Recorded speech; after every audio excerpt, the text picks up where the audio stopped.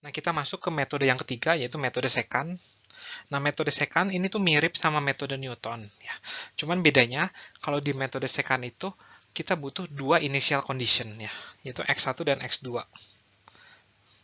X1 dan X2 misalkan.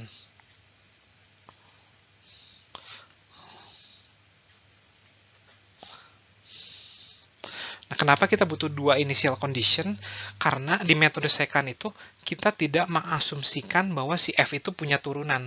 Kalau di metode Newton, itu salah satu kekurangannya itu kita harus mencari tahu turunan dari F.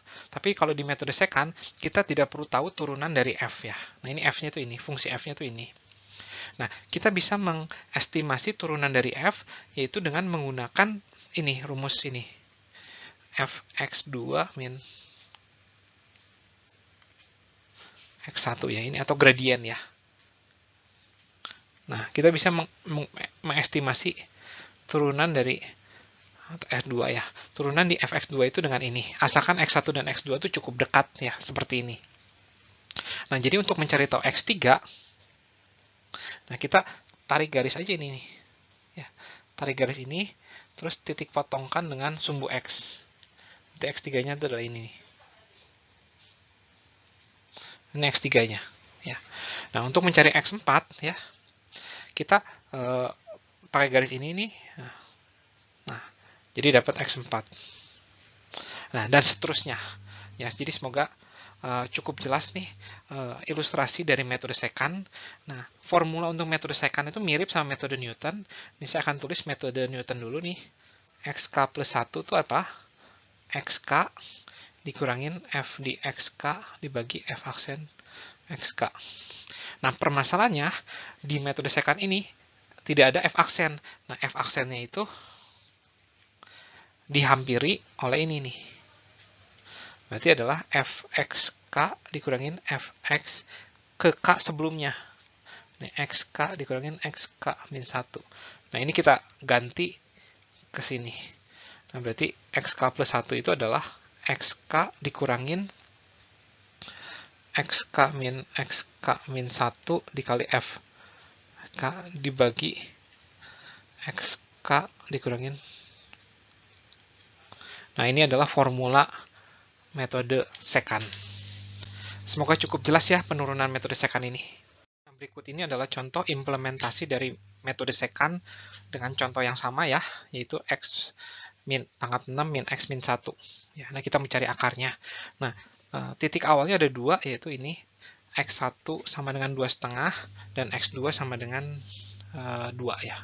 Nah, itu saya langsung tulis di sini nih ya. X1-nya adalah 2,5, X2-nya itu 2. Nah, kemudian saya hitung nilai F-nya. Jadi F2 itu 61 ya. Nah, karena sudah kita hitung dulu, F2,5 itu adalah, nah ini kalau dihitung nilainya adalah 240,625 ya. Saya taruh di sini. Nah, kemudian saya hitung ini hampiran dari turunannya, yaitu ini dikurangin ini ya. 61 dikurangin 240 ini dibagi 2 dikurangin 2,5 ya. Nah, dapatnya ini 359,28125. Nah, ketiga nilai ini akan bisa dipakai untuk mencari ini ya. Jadi ini didapat dari 2 dikurangin ini bagi ini ya. Jadi X3 itu didapat dari X2 dikurangin Fx2 ya. Ini Fx2-nya nih. Nah, dibagi dengan ini hampiran turunannya. Fx2 min Fx1 per X2 min X1. Nah, ini semua itu adalah ini. Nah, kemudian saya hitung Fx3-nya ini, dan kemudian saya hitung hampiran turunannya juga ya, yaitu adalah, ini adalah Fx3 min Fx2 per 2 ya. Nah, kemudian ini saya bisa hitung, ini adalah X3 ya, dikurangin Fx3 dibagi ini. Ya. Dapatkan X4, dan kita bisa hitung ini, dan kita bisa hitung Fx5. Nah, dan begitu selanjutnya sampai pertanyaannya itu sampai 4 iterasi. Ini berarti cukup sampai sini aja sih. Semoga cukup jelas ya contoh soal ini.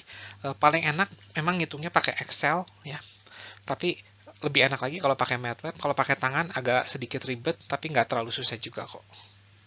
Nah, selanjutnya, dalam metode secant, estimasi errornya itu sama seperti metode Newton. Ya, jadi jarak antara P dan XN diiterasi ke N itu adalah bisa diestimasi lewat ini.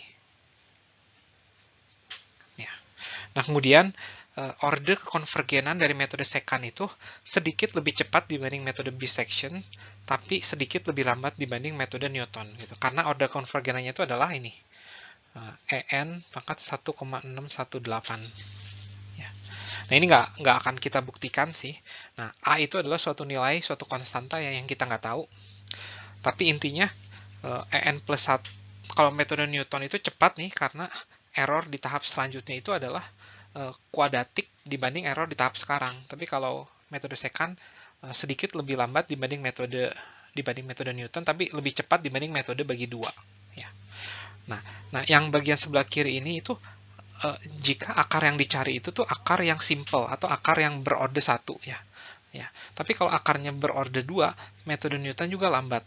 Nih. Jadi metodenya tuh sama seperti bisection gitu. Jadi linear ya. Orde kekonvergenan dari metode Newton tuh linear. Kalau akarnya itu akar yang berorde 2. Ingat, akar yang berorde 2 itu ketika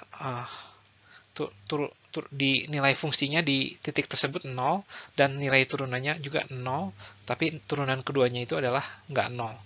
Tapi akar yang berorde 1 itu adalah nilai fungsinya 0, tapi nilai turunan pertamanya itu nggak 0 ya. Ini akar yang berorde 1, dan ini adalah akar yang berorde 2. Ya. Nah, jadi yang sebelah kiri ini untuk akar yang berorde 1, sementara ini untuk akar yang berorde 2.